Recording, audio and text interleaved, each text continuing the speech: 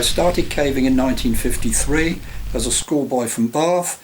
I soon joined the Wessex Cave Club 1955 and followed later the same year by joining the BEC. I got involved with some of the early rescues because basically I was around on a regular basis. I stayed in the various club huts over the weekends, so I was always available. And in those days, of course, you very much had to use people who were available because we didn't have the telephone systems that we've got today.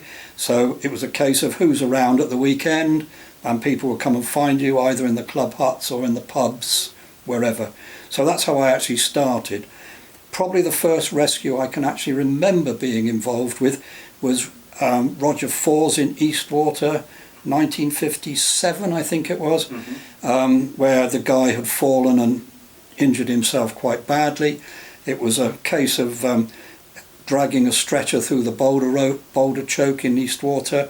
I can remember some of the characters that were involved. We go back to people like Luke Devenish and Professor Trapman, and I was involved only basically as a youngster in actually helping carry the stretcher out of the cave. So that was mine. Of course, it was the old St John's drag sheet, which was actually basically a sheet of canvas that was laced up with bits of rope. It was a very crude thing. It didn't really support the body half really at all. So all you had to do was sort of grab a piece of rope on the sides and carry it. It was an awful thing to actually manipulate through a cave. But yes, I mean, that was it. Of course, we were using hemp ropes and things like that. I think my biggest memory was actually, at that time, was actually where the kit was stored at Luke Devenish's barn over on Eastern Mendip. And I remember Luke turning up one day with his Land Rover, zooming across the village green, and he looked in the back of his Land Rover and he said, "Oh, F, I've forgotten the kit." So we had to turn around to go all the way back to his house.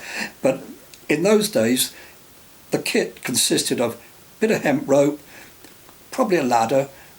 That was it. There was nothing else, except one important thing, a big pulley. And that big pulley was used for wilderness rescues on the 40.